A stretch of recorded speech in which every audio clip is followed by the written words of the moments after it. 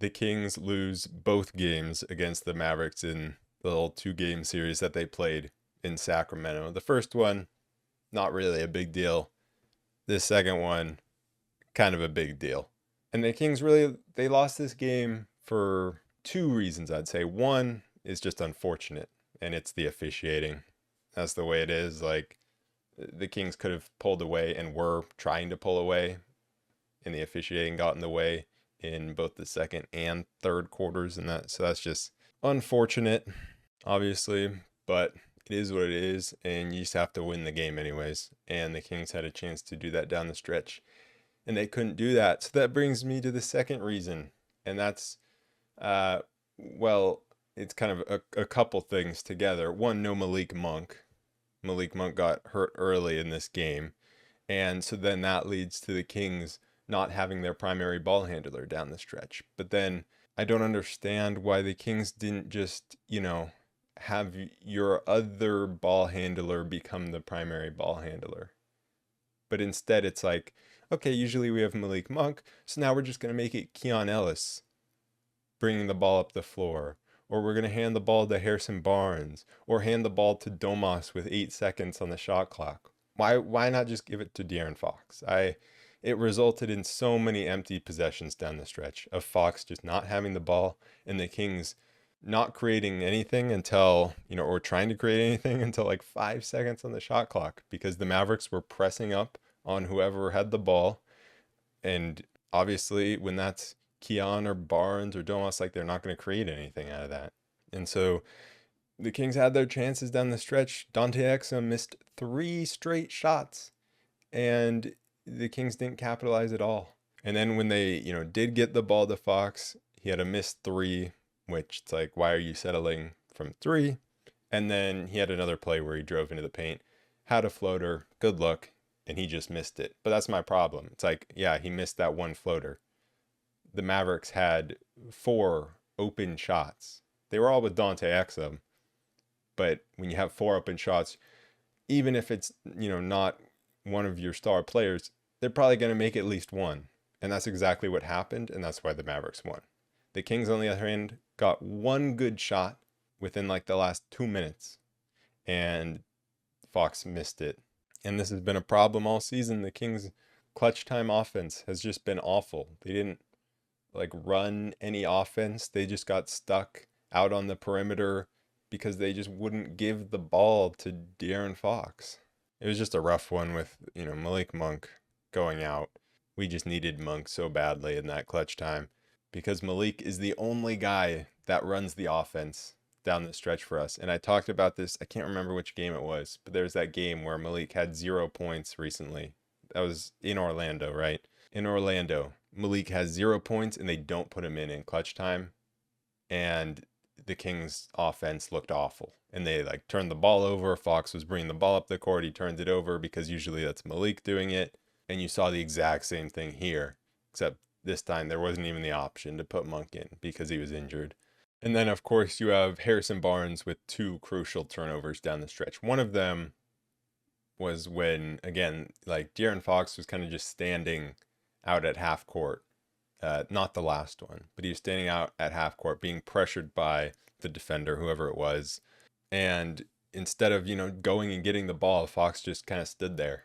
And so then Harrison Barnes turns and he's like, I got to create something. So he drives into the paint and then he turns around, nothing's there, just turns the ball over, and it leads to a Mavericks score. And then you obviously have the last play where Barnes misses a three, which was a good shot. He's got to take that shot. But then the way that he, gets the ball back and then nonchalantly underhand passes to Fox and just right into the backcourt. And again, that just feels like it's the Kings' clutch offense this entire season. Nonchalant passes, turnovers, just not getting the ball to your best players and just wasting so much time on these possessions. Like, you look at what the Mavericks do. They get the ball to Luka and they set a pick. Or they get the ball to Kyrie and they set a pick and they go from there. The Kings' clutch time offense is, let's have Keon bring it up, waste 10 seconds, then let's pass it over to HB. Let's give it to, Sabonis. He hands off to Keegan. and then we try to get it to Fox with 4 seconds on the shot clock. Just makes no sense. Apart from, clutch time, the Kings played very well in this game, and they deserved to win it. Again, the officiating was just absolutely horrible. You had a 21 free throw differential for the Mavericks. That was not at all earned.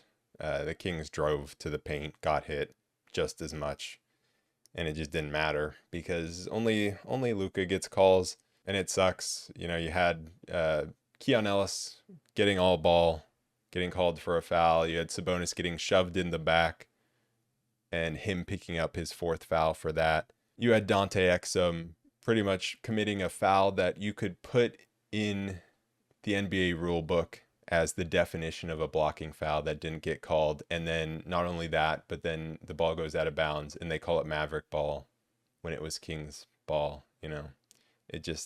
When the Kings had that, right around 10-point lead and they were trying to extend it, the officiating got in the way. And it's a tough pill to swallow, man. Because the Kings played well with how short-handed they are, with so little offensive options. Malik Monk, Kevin Huerter, Trey Lyles, Sasha Vezenkov are all out. You have so few offensive options. Off the bench, you're running Davion, Len, Kessler Edwards stepped up huge, and then you have, Chris Duarte. I mean, that's rough. The Kings just, not having the shooting, but still shooting 47% from 3. I mean, I think in every aspect, the Kings played well. They did a good job. Keegan did a good job on Luka, guarding Luka. Keon had a bit of a tough time on Kyrie at different times, but it wasn't too bad. And the Kings just forced other players to beat him like they tried to do last time. Last time, you had PJ Washington knocking down a bunch of shots.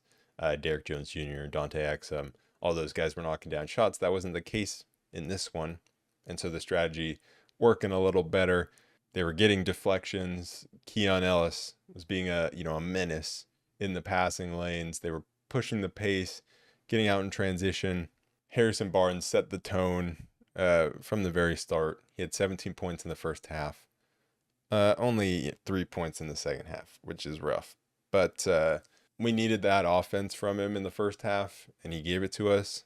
Just attacking inside over and over again, especially when Malik Monk went out, and when we have pretty much 4 offensive-minded players out in this one.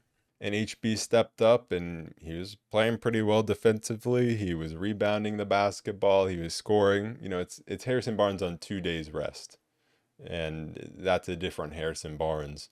And the Kings were really just going right at Luka Doncic, putting him in every action, making him defend. Looked like he had a hurt knee, and so the Kings were just going right at him and punishing him. Keon Ellis was hot early on, stepping into transition 3. He went 4 for 9 from 3 in this game. Had 16 huge points that we needed. All of those from him. Everybody that Mike Brown put out there was contributing. In the offense, in the first half, they scored 60 points, which was pretty surprising, to be honest. And especially without Malik Monk. But like I said, you had Kessler Edwards coming in, stepping up, knocking down threes. Davion Mitchell was really good offensively. And in moments when the shot clock is winding down, when Davion has the ball in his hands, I'm pretty confident that he can create something and knock down a shot. Because he's shown throughout his entire time in the NBA that he has the ability to go one-on-one and score. The problem is you're not going to have him go one-on-one most of the game. And so can he score in other ways? But he was scoring in transition. He knocked down a 3 that was just after the shot clock expired. And so, obviously it doesn't count. But what it did was it forced defenders to close out on him harder. Kyrie was running him off the 3-point line.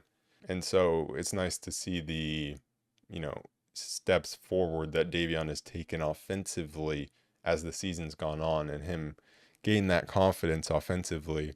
He had a really nice play where he drove into the paint, kicked it out to Kessler Edwards in the corner for 3. So big contributions from him stepping up in Malik Monk's absence and handling the ball more than he normally does.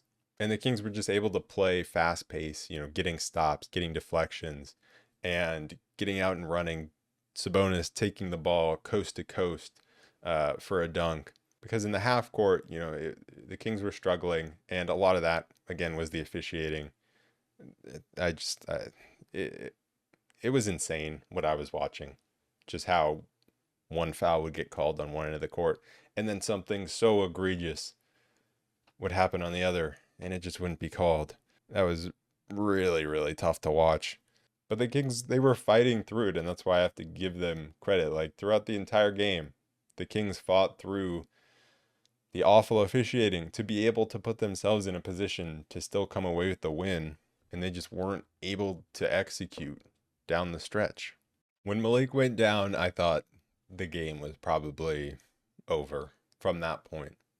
And the Kings definitely surprised me. Like, we had units out there that were just pretty much all defense. Like, it was Fox out there, and then you had, Keon and Kessler and Davion and Len. Like, that's not a recipe for success offensively. And so obviously you need like pretty much all of your starters to step up offensively. Barnes did. Sabonis missed from the free throw line, which was pretty much the problem for him. And then he also missed a pretty easy shot. Was that in the fourth or the third? I can't even remember. No, that was in the fourth. In the fourth, Sabonis missed an open shot inside, and Luka undercut him and just stepped right under him, and it hurt Sabonis's ankle. And there was no foul call on that. So, yeah, just I could not believe the officiating in this game. I mean, I just can't get over it. 33-12 on the free throws. And the Mavericks didn't even shoot well from the line, 22 for 33. King shot 8 for 12. But man, it's just one of those things where you have Harrison Barnes driving inside, taking all this contact. He had one possession where a guy jumped at him to block his shot and just literally landed on his back, and there was no foul call. And then you have Luka on the other end. It's just a name value thing, and it just sucks. Like, you lose because you don't have the big name on your team. That just sucks. But that's just the life of being a Kings fan. Just some other moments. You had Keegan Murray. There's a foul call where Gafford blocks him. And he blocks him clean, gets the ball. And then that's the one that gets called a foul. I found that very funny, because then the Mavericks just challenge it and win it. It's like, oh, you call the one that's actually clean, which, it's actually questionable, because you can block it clean, but then if you follow through straight into the guy's face, is it clean?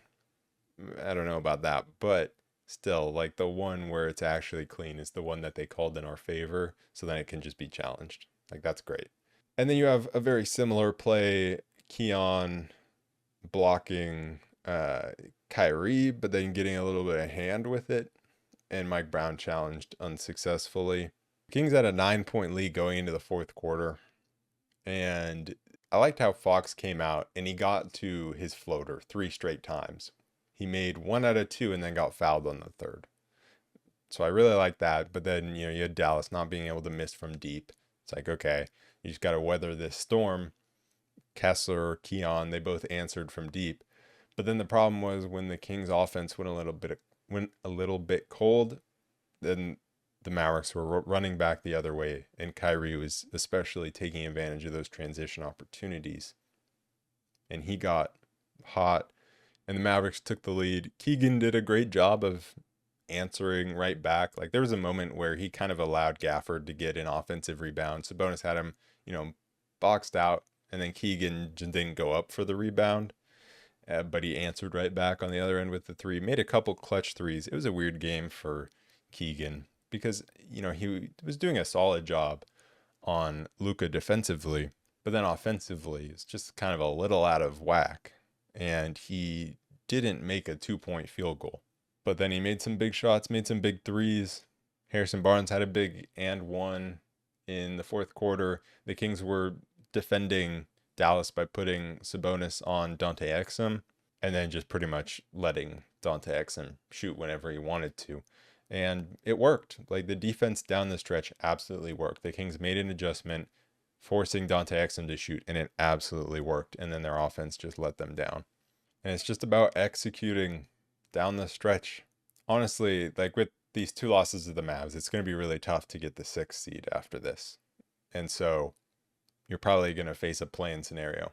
Honestly, I want the Kings to drop in the standings. If we're going to be in the plan, it better be on the road, because man, this team, for some reason at home, just have the biggest letdowns in games like this. If this game was on the road, I guarantee they would have won. I mean, they went 2-0 against the Mavs on the road and 0-2 at home. I mean, I don't know what it is with this team at home. I've tried to stay away from the Malik Monk free agency talk as much as possible, but it's definitely true that we need to keep him really badly, or else we're gonna, have to try to find a miracle to replace him pretty much, because either we need to keep him or someone else needs to handle the ball all the time in the 4th quarter, and that's De'Aaron Fox. Or you need to find someone else who can do that for you. Also, I want to address, like I saw a lot of the Mavs made moves in, the trade market. The Kings didn't. And that's why the Mavericks are passing the Kings. And I just cannot believe how stupid that is. Like, what are you guys talking about? First of all, the Mavericks are in a totally different situation than the Kings.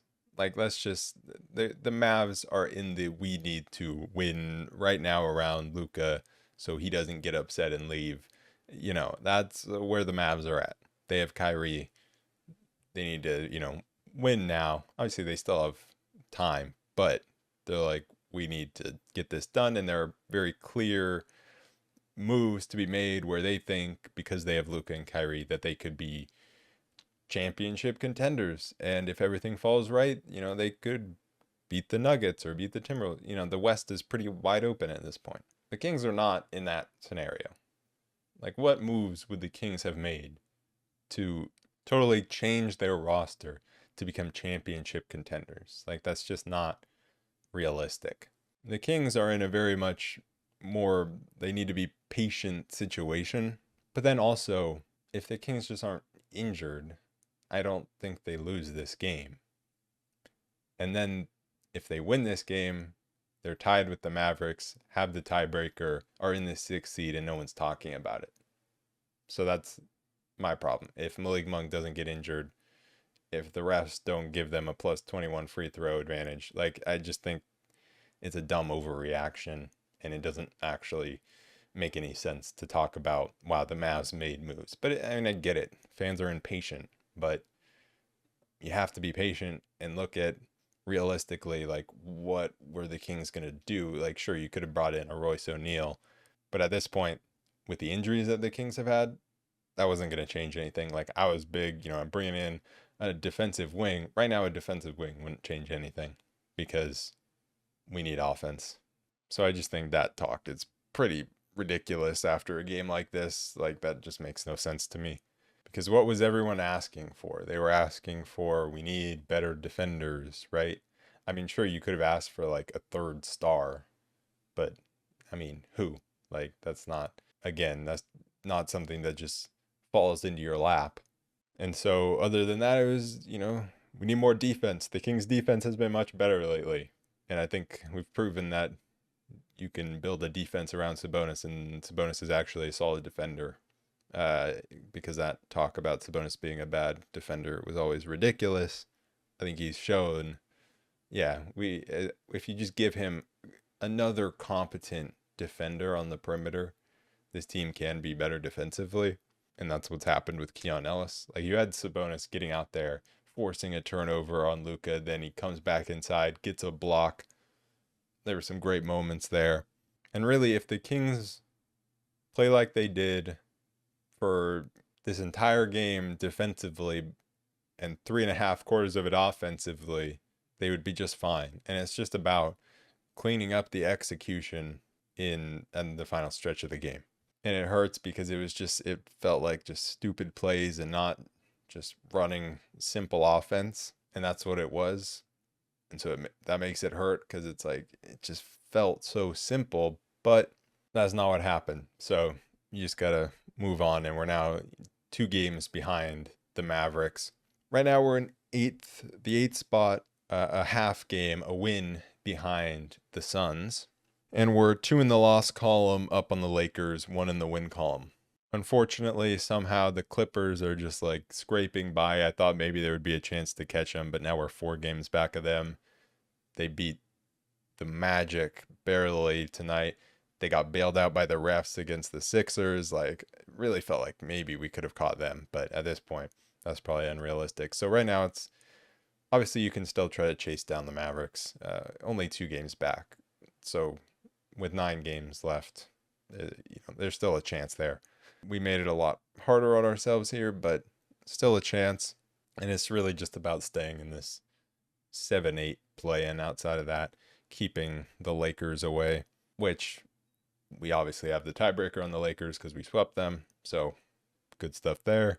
And so the next game is a home game against the Jazz. And that's one of maybe the second easiest game left this season. We have Portland as the last game at home, so I guess that would be the easiest game. But then after that, we play the Clippers at home and then go on a pretty tough road trip. And so we got to take care of these games at home. As much as I've kind of sensed on Twitter, Kings fans after this loss kind of feeling like the sky is falling, it's really not. Like, I've been pretty impressed with the way this team is playing, and with the injuries they've had, they've stepped it up on the defensive end of the floor, been able to compete with teams offensively still. Hopefully, I don't know what Malik Monk's injury is, and that determines a lot, even though he hasn't been himself as of late. Even when he's a bad Malik Monk game is better than a no Malik Monk game, for sure, just to run the offense. And so obviously that's big, but then also hopefully we get, Lyles, Vezenkov back. Herter's out for the season, which really sucks. But we need one of those other guys back to give us some offense. And I'm honestly excited for these last 9 games of the season. Because, we're locked into at least a play-in spot, right? And it would be horrible to fall to the 9-10 play-in. But if we're in the 7-8 play-in, it is what it is. You got to, win 1 out of 2 games to get into the playoffs. And I'm fine with that. Obviously, I think the goal coming into the season was probably get top 6. I think that's probably what I said, but we all knew that would be a battle. And so right now it's not looking great, but if they can still make the playoffs, then that would be a success this season, I think. And this team just continues to grow and get better, and we've seen that throughout this whole season, I think. And so I'm just very excited to watch this final stretch of the season. Also, it'll be interesting to see if Kessler Edwards gets minutes going forward. Ever since he got traded here, I've been a big Kessler Edwards fan, and he's very, very young. Like, I feel like he doesn't really get talked about. Obviously, he hasn't played very much, but like, he's still young. He's younger than Keon Ellis. He's younger, much younger than Chris Duarte. He's 23 years old, and he's looked like a better player this season than he was last season. And the reason that he hasn't been playing like he did at more points last season when he came over in the trade is just because we got more depth and we got more guys to play in front of him. So it'd be nice. Like, his 3-point shot has looked better. So if he could come in and give us good minutes, especially with all the injuries, going forward, that would be huge. But anyways, that is pretty much it for this episode of the Roll Report. I will be back after the game on Sunday against the Utah Jazz. So I'll see you guys then. Peace.